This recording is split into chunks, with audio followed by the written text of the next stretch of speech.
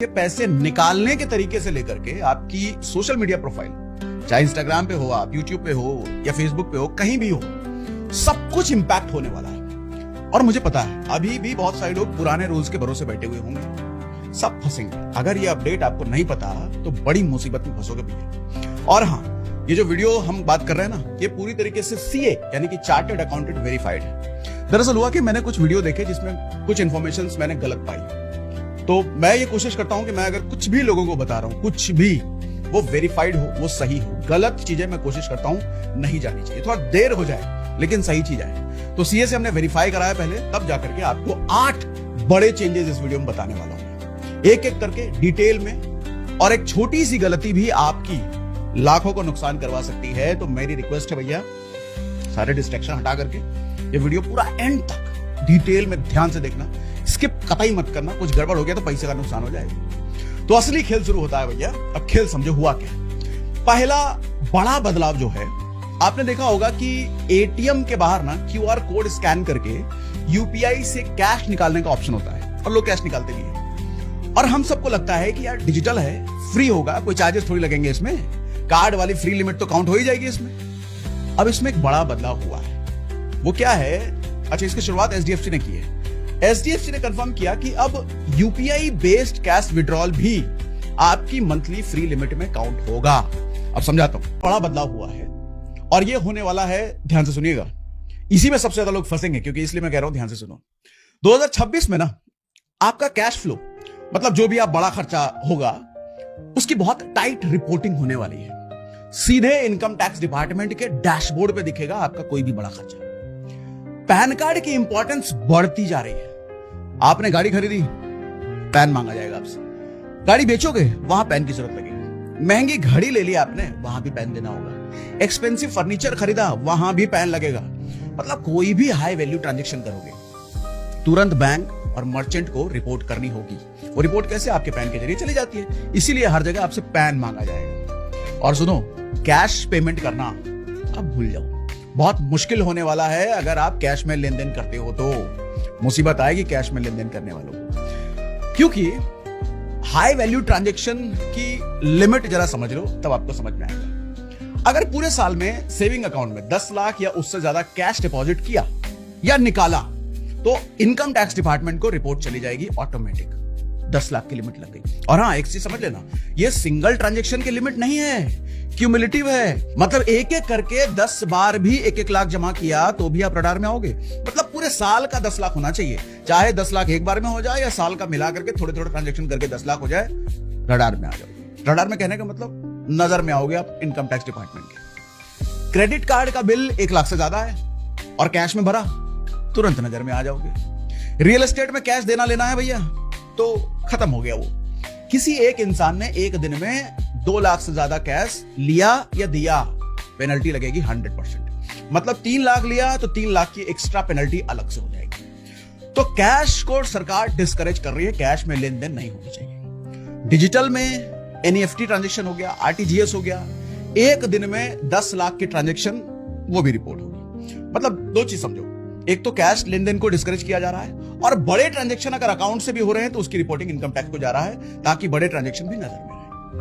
FD में 10 लाख से ऊपर कैश में करवाओगे, एफडी बुक कराया और कैश में 10 लाख रुपए देके कराया, तुरंत रिपोर्ट चली जाएगी, कहां से लाए 10 लाख। बॉटम लाइन ये है कि जो भी बड़ी ट्रांजैक्शन है भैया, उसका प्रूफ रखो। इनकम डिपार्टमेंट नोटिस भेजे तो जस्टिफिकेशन तैयार रखो। इनकम टैक्स डिपार्टमेंट जब नोटिस भेजती है, उसका मतलब ये नहीं कि आप गुनहगार हो। इनकम टैक्स डिपार्टमेंट सवाल पूछ रही है, अगर आपके पास जवाब है तो आपको कोई दिक्कत नहीं, जवाब नहीं है तब तो भैया लपेटे जाओगे। तीसरा बदलाव सुनो, और ये थोड़ा सा स्कैरी है, डरावना है। क्यों? समझो। अप्रैल 2026 से इनकम टैक्स डिपार्टमेंट के पास अथॉरिटी है कि वो सिर्फ आपका बैंक स्टेटमेंट ही नहीं, आपकी सोशल मीडिया प्रोफाइल भी चेक कर सकते हैं वेरिफिकेशन के लिए। हालांकि ये छोटे ट्रांजैक्शन के लिए नहीं है, लेकिन अगर कुछ बड़ा इनकम टैक्स से छुपाया जा रहा हो तो इनकम टैक्स को अब बहुत ज्यादा एक्सेस आपके सोशल मीडिया प्रोफाइल की है। कैसे काम करेगा ये, ध्यान से समझो।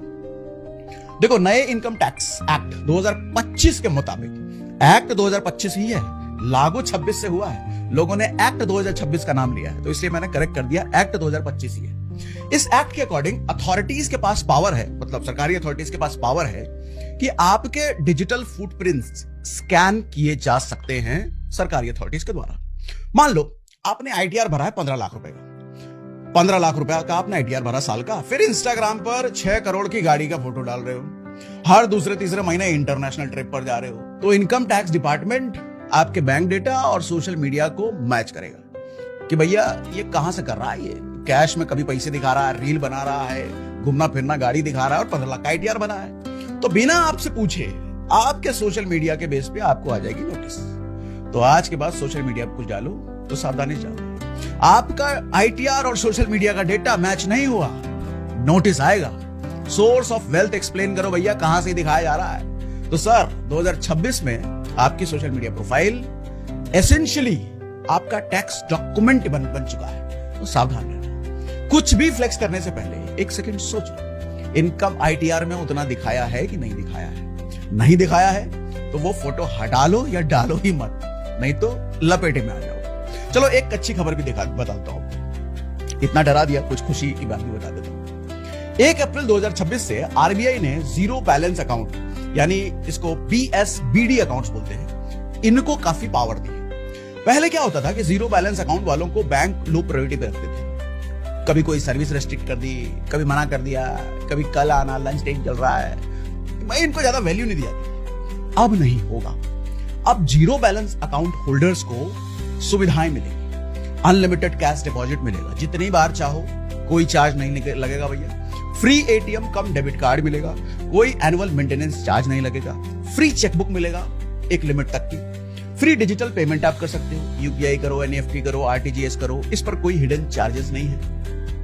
मंथली कम से कम 4 फ्री एटीएम विड्रॉल्स मिल रहे हैं, और ये सब चीजें आरबीआई ने मैंडेटरी करी है। और मिनिमम बैलेंस इसकी कोई जरूरत ही नहीं है, बात ही हमने करी जीरो बैलेंस अकाउंट वालों के लिए। आरबीआई ने बैंक्स को साफ बोल दिया है कि जीरो बैलेंस वालों को आप मना नहीं कर सकते, उनको लो प्रायोरिटी पर नहीं रख सकते। जिनको पहले बैंकिंग चार्जेस से डर लगता था, ये रूल उनके लिए है कि भैया बहुत सारे चार्जेस हटा दिए गए हैं, आपके लिए है ही नहीं वो चार्जेस। अब 5वां बड़ा बदलाव सुनो। 5वां बदलाव यूलिप प्लान लेने वालों के लिए है, जो एक बड़ा झटका है। देखो, जिन यूलिप का सालाना प्रीमियम 2.5 लाख से ज्यादा है, उन पर अब सेक्शन 10(10)(d) की टैक्स एग्जेम्पशन बंद हो गई। ऐसे यूलिप अब कैपिटल एसेट माने जाएंगे। 1 साल से ज्यादा होल्ड करने पर इक्विटी म्यूचुअल फंड की तरह 12.5% LTCG टैक्स यहां भी लगेगा। यानी कि जो लोग यूलिप को टैक्स फ्री इन्वेस्टमेंट की तरह यूज करते थे, उनकी चाल अब बंद हो गई। मतलब यूलिप वालों को टैक्सेशन पॉइंट ऑफ व्यू से इंश्योरेंस की तरह कम और इन्वेस्टमेंट की तरह ज्यादा देखा जाएगा। देखो, वैसे भी मैं कई बार कह चुका हूं कि अगर आपको इंश्योरेंस लेना हो तो 2 ही इंश्योरेंस सबसे प्योर होता है, हेल्थ इंश्योरेंस और टर्म इंश्योरेंस। आप कहोगे 2 इंश्योरेंस क्यों? तो भैया बता दें कि जिन 2 इंश्योरेंस की मैं बात कर रहा हूं, वो आपके और आपके परिवार के लिए बहुत जरूरी होता है। ये इतना जरूरी है कि सरकार ने इसको टोटली जीएसटी फ्री कर दिया है, मतलब 0% जीएसटी। सबसे पहले हेल्थ इंश्योरेंस के बारे में जान लो। अब मान लीजिए कल को भगवान ना करे आपका या आपकी फैमिली में किसी का कोई एक्सीडेंट हो जाए, कोई बड़ी बीमारी हो जाए, तो क्या होगा? बैंक अकाउंट से लेकर के सेविंग तक सब खर्च हो जाता है। घर बार, जमीन, जायदाद सब बेचने की नौबत आ सकती है। ऐसी सिचुएशन से बचने के लिए आप पहले से तैयारी करके रखो, और ये तैयारी अपने और अपनी फैमिली के लिए हेल्थ इंश्योरेंस लेकर के तैयारी होती है। हॉस्पिटल के बड़े बड़े बिल भरने से अच्छा है कि सिर्फ 400-500 रुपए महीने का प्रीमियम दो और जरूरत पड़ने पर लाखों करोड़ों का कवरेज ले लो भैया। और हाँ, इसमें आपको डेडिकेटेड रिलेशनशिप मैनेजर भी मिलता है जो क्लेम लेने में आपकी मदद करता है। और अगर आपके पास कॉर्पोरेट इंश्योरेंस है तो ये मत सोचिएगा कि वो काफी है, क्योंकि उसमें कवरेज काफी कम होता है और नौकरी बदलने पर वो खत्म भी हो जाता है। इसलिए जरूरी है कि पर्सनल हेल्थ इंश्योरेंस जरूर लिया जाए। अब बात दूसरे इंश्योरेंस की करते हैं, टर्म इंश्योरेंस की। देखो, परिवार के भविष्य के लिए हम जो भी इन्वेस्टमेंट करते हैं ना, किसके भरोसे करते हैं? खुद का ही भरोसे करते हैं ना। तो 1 मिनट के लिए ये सोचकर देखिए कि कल को अगर आप ही नहीं रहे तो क्या होगा? अगर जिंदगी का कोई भरोसा नहीं है तो क्या ये आपकी जिम्मेदारी नहीं बनती कि ऐसा इंतजाम करके जाया जाए जिससे आपके ना रहने पर आपके परिवार को फाइनेंशियल क्राइसिस ना झेले? तो इस इंतजाम में आपका हेल्पिंग हैंड बनता है टर्म इंश्योरेंस, जो लाइफ इंश्योरेंस का प्योरेस्ट फॉर्म है। सिर्फ 600-700 रुपए हर महीने का प्रीमियम देकर के आप करोड़ों का कवरेज ले सकते हो। देखो, टर्म इंश्योरेंस वो फाइनेंशियल नेट है जो आपके घर का खर्चा, बच्चों की पढ़ाई, ईएमआई, सब कुछ कवर कर देता है। और इसका सबसे बड़ा फायदा यह है कि जितनी जल्दी आप इसको लेंगे उतना ही कम प्रीमियम आपको देना पड़ता है, और फिर वही कम प्रीमियम लाइफ लॉन्ग के लिए लॉक हो जाता है। अब सवाल यह है कि बेस्ट प्लान कहां से मिलेगा भैया, सबसे सस्ता कहां से मिलेगा? तो इस वीडियो के डिस्क्रिप्शन में देखिए एक लिंक मिलेगा, क्लिक कीजिए, खुद कंपेयर कर लीजिए बेस्ट प्लान कौन सा है। इधर उधर वेबसाइट पे जाकर के मत ढूंढना, क्योंकि हमने जो आपके लिए लिंक डिस्क्रिप्शन में दिया है वो कस्टमाइज लिंक है। इस लिंक के जरिए ऑनलाइन लेने पर आपको 15 से 25% तक का डिस्काउंट भी मिल सकता है। अब छठे बदलाव पर आते हैं। यह सेबी का है, आरबीआई का नहीं है, लेकिन जानना आपके लिए जरूरी है। अगर आप फ्यूचर्स एंड ऑप्शंस ट्रेडिंग करते हो तो 2026 में आपकी ट्रेडिंग कॉस्ट बढ़ने वाली है। गवर्नमेंट ने एसटीटी यानी कि सिक्योरिटी ट्रांजैक्शन टैक्स बढ़ा दिया है। पहले 10 लाख का फ्यूचर कॉन्ट्रैक्ट बेचा तो एसटीटी लगता था लगभग 200। अब 1 अप्रैल 2026 से उसी ट्रेड पर 500 रुपया लगेगा, मतलब 150% का जंप हो गया भैया एसटीटी में। मतलब ये चार्जेस अगर ढंग से देखो तो ऑप्शन ट्रेडिंग में 50% बढ़ गए हैं। पहले 10,000 प्रीमियम टर्नओवर पर 10 रुपए टैक्स लगता था, अब 15 रुपए लगेगा। हाइपोथेटिकल फिगर है, पकड़ के मत बैठ जाइएगा, एग्जैक्टली उतना लगेगा, पॉइंट में इधर उधर हो सकता है, लेकिन पॉइंट आपको समझ में आ गया ना। अब अच्छी बात इसमें क्या है कि इक्विटी डिलीवरी 0.1% और इंट्राडे कैश 0.025% के रेट में कोई बदलाव नहीं किया गया, ये एज इट इज है। तो अगर आप इन्वेस्टर हो लॉन्ग टर्म वाले तो कोई टेंशन की जरूरत है नहीं, लेकिन एफएनओ ट्रेडर हो तो कॉस्ट कैलकुलेट करके चलना वो बढ़ चुका है। अब 7वां बदलाव सुनो ध्यान से, और ये वाला आपको अच्छा लगेगा, बहुत बढ़िया लगेगा। 1 जुलाई 2026 से एक बहुत कस्टमर फ्रेंडली रूल लाया गया है कि अगर आप किसी डिजिटल फ्रॉड का शिकार होते हो 50,000 तक के, तो उसका 80% तक का आपको कंपनसेशन दे दिया जाएगा। मतलब 3 चीजें लेकिन इसमें याद रखना। पहली चीज कैपिंग है, मैक्सिमम लिमिट 25,000 की है। दूसरी 5 डे रूल है, यह बहुत इंपॉर्टेंट है कि फ्रॉड होने के 5 दिन के अंदर अंदर बैंक को आपको रिपोर्ट करना जरूरी है। अगर देरी की तो कंपनसेशन मिलना मुश्किल हो जाएगा। तीसरी बात यह ध्यान रखना कि यह once in a life time है। यह फैसिलिटी आप पूरी लाइफ में एक ही बार यूज कर सकते हो, एक ही बार क्लेम कर पाओगे। तो आरबीआई का मैसेज क्लियर है कि सेफ्टी नेट दे रहे हैं भैया, लेकिन अगली बार के लिए केयरफुल रह लो, ठीक है? तो जब भी कोई फ्रॉड हो 1930 पर कॉल कर लो या बैंक पोर्टल पर जाकर के रिपोर्ट कर दो, लेकिन करना कितने दिन में?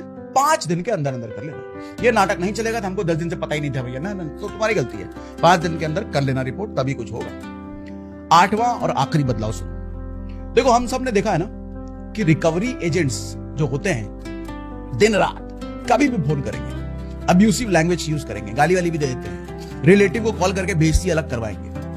तो आरबीआई को देखो ये सब पता है, इसलिए अब स्ट्रिक्ट गाइडलाइन आ गई है रिकवरी एजेंट्स के लिए। क्या क्या बदला है सुनो। हैरेसमेंट नहीं कर सकते। बैंक्स और एनबीएफसीज के एजेंट्स अब आपको फिजिकली या मेंटली हैरेस नहीं कर सकते। स्ट्रिक्ट टाइम दी गई है, सुबह 8 बजे से लेकर शाम 7 बजे तक ही कॉल कर सकते हो या विजिट कर सकते हो, उसके पहले या उसके बाद में अलाउड नहीं।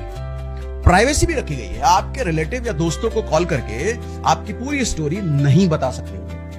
आपको एम्बेरस करना उनका काम नहीं है और हक भी नहीं है। उनका काम है देखो लोन का पैसा रिकवर करना, इसमें पेनल्टीज भी है उनके लिए। कोई भी बैंक अगर ये रूल तोड़ता है तो आरबीआई भारी पेनल्टी लगाएगा। रिकवरी लाइसेंस भी सस्पेंड हो सकता है उनका। तो सर अगर कोई एजेंट लिमिट से बाहर जाए तो आपके पास ये पूरा हक है कि उस बैंक के खिलाफ कंप्लेन करवाओ। तो बस सर इतना ही था, 8 बड़े बदलाव। और अब 3 चीजें जो मुझे आपसे कहनी है वो ध्यान से सुनिए। पहली चीज, एटीएम के लिमिट जरूर मॉनिटर करके रखिएगा भैया, क्योंकि ये सबसे ज्यादा लोगों को इंपैक्ट करेगा। कार्ड हो या यूपीआई एक ही लिमिट तक अब है। अब फालतू के विड्रॉल करके अपना 23 रुपए परचार्ज मत गवाओ। दूसरी चीज, digital record versus social record. जो भी हाई वैल्यू ट्रांजेक्शन है डिजिटल मोड से करो, और सोशल मीडिया पर सोसाबाजी के नौटंकी मत करो। वो आपके आईटीआर से अगर मिसमैच हो गया तो लेने के देने पड़ जाएंगे। तीसरी बात, फास्ट फ्रॉड रिपोर्टिंग। अगर फ्रॉड हुआ है तो 1930 पर या बैंक पोर्टल पर 5 दिन के अंदर ही रिपोर्ट कर दो। एक भी दिन लेट हुए तो कंपनसेशन का है। तो ये थी भैया अपडेट। तो आज की वीडियो आपको कैसी लगी, काम की लगी, मजा आया सुन करके, तो कमेंट बॉक्स में हमको लिख के जरूर बताइए। तो बहुत काम की बात बताई आपने, बस इतना लिख दो मैं समझ जाऊंगा। देखो मैं रिप्लाई नहीं कर पाता, लेकिन मैं पढ़ता आपके हर एक कमेंट। अच्छा एक बात और, ये वीडियो अपने फैमिली और दोस्तों तक भी शेयर कर दो भैया, क्योंकि ये रूल्स सबको इंपैक्ट करने वाले हैं। बहुत सारे लोगों को भी पता ही नहीं है। तो उनको पता चले अपना काम तो मैंने कर दिया, अब आप अपना काम कर दीजिए, शेयर करें। और हाँ, बेस्ट इंश्योरेंस कहां से कैसे चुने उसका भी लिंक हमने पिन कमेंट डिस्क्रिप्शन में दे रखा है।